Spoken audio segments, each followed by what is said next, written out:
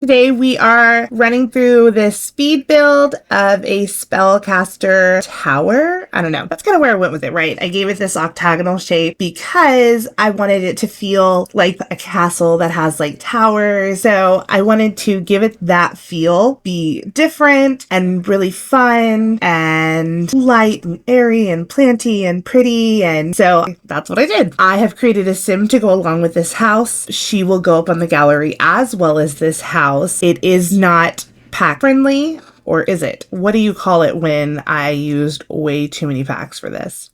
Because that's what it is. I started trying to just stick to Realm of Magic. I didn't. There's just so many good little pieces from all the different packs. So I did it. I went pack crazy, and it's fine because it turns out beautifully, if I do say so myself. Like I said, getting that really cute, like octagonal shape, something that you don't normally do, right? Especially in just a tower form. Normally it's like added onto a house, so there's more room. This is a tiny home. I like playing in tiny homes, having fun in my Not So Berry challenge in a tiny home. It's a little rough, but I like the perks. So it's fun to utilize that. So that's what I've been doing and what I'm going to do in this house when I start a Let's Play. As for the outside, I wanted it to be very light. I want to really get across that she's a good witch. So I tried to stick with lighter tones. I of course do darker accents here and there because I think it just makes the light tones pop. But everything else I tried to keep very light, pretty. We use those Realm of Magic windows as well as the doors in the purple and blue shade with the stars and the moon because I love stars and moons. I just do.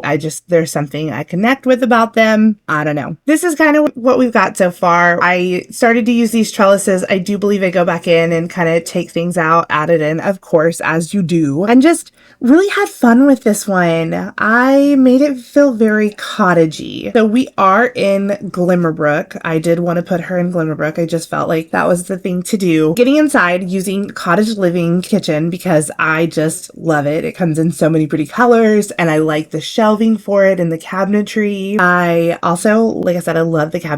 That end cap right there is so pretty with that plant and the kind of the jars, the little butter dish. I just love it. Top tier for me. And I kind of just do this where you walk in and there's this beautiful open kitchen. It does take up a lot of space, but it's also against the wall. It's alt place. You can still play in it. This over here is the bathroom, of course. It is a tiny home, so the bathroom's a little crazy looking. I, of course, couldn't fit a staircase, so she's got a ladder in there because what else was I going to do unless I like put her bed outside on the grass. But there wasn't a whole lot of room. So when it came to decorating this room, it was very bare, lots of stuff on walls, not a whole lot of furniture. Now for downstairs, once again, I clutter the walls up. I am a maximalist. I have decided, I've accepted it. It is who I am. I love stuff. I always look at like minimalist households and I'm like, oh, that's so pretty and clean. And then I see a maximalist post on Facebook and it like has my heart. So that's what I tend to do in a lot of my builds, just by default. I do try to stick with a theme of purples, blues, and some greens because I love plants as well. I definitely bring the color and the clutter. Just cluttering up the kitchen, cluttering up the walls, always as I do, pulling things out, deciding, oh, I want to use these things. Maybe I don't know where they're going to go, but we're going to get them anyways. The bedroom, I have that suitcase nightstand, which I love. I think it's so cute. I ended up getting rid of it. I play tested and she could not get into bed. We had to get rid of it. And that's fine. It's fine. You know, you just have to do what you have to do. And I want to live in a tiny home. So that's what we do. The house does get a little bigger. So it's 62 or 64 tiles. I will go in and give her this secret lair, which we'll get to in just a second. It's really cute. It's where she can practice her magic, which I think is really fun. So funny story is when I started this build, it was wintertime and I had to go and like reload my mods because they were broken after Horse Ranch, you know, so I had to like go and reload them, which I hadn't done just yet. I had to change it from winter to summer. That way I could get some beautiful landscape in here because the dead flowers just were not helpful when I was trying to make this beautiful cottage feeling magical house. So I kind of skipped through some things. You can kind of see the gazebo's been made. And then I definitely gave her this really pretty pond. Just tried to make it lush and wonderful. Somewhere you'd want to be and play in. Going through debug, grabbing a bunch of stuff from Realm of Magic, even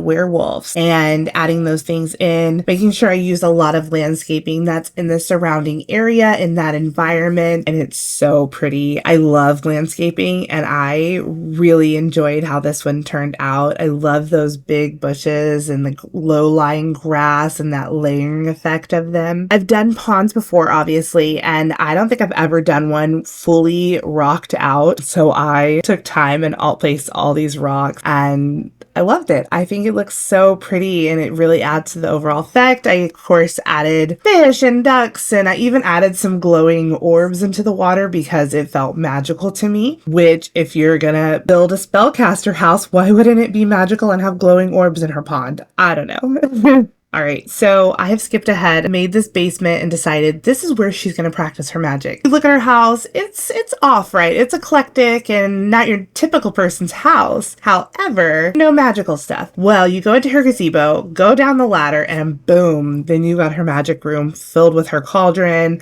I put potions and all the realm of magic furniture to really make this really great spellcaster room that is just for her. I think it's really great. Like I said, I keep everything very light. We're not evil at all. Not evil here. Wanted to do a bunch of bookcases, got rid of them, and decided that I really needed to add in the other things to give this room some dimension. And then, of course, going in and cluttering up and making it feel so homey and like she's down there all the time using all this stuff. So I think it turned out so pretty and I really can't wait to play in this house. I hope you enjoy it. It'll be on the gallery if you want to use it or even use my sim that I have made. She'll be on there too. She is a spellcaster. Her name is Fiona Rains. I hope you like this video. If you do, follow me for more fun. I hope you have a great night wherever you are. Bye y'all.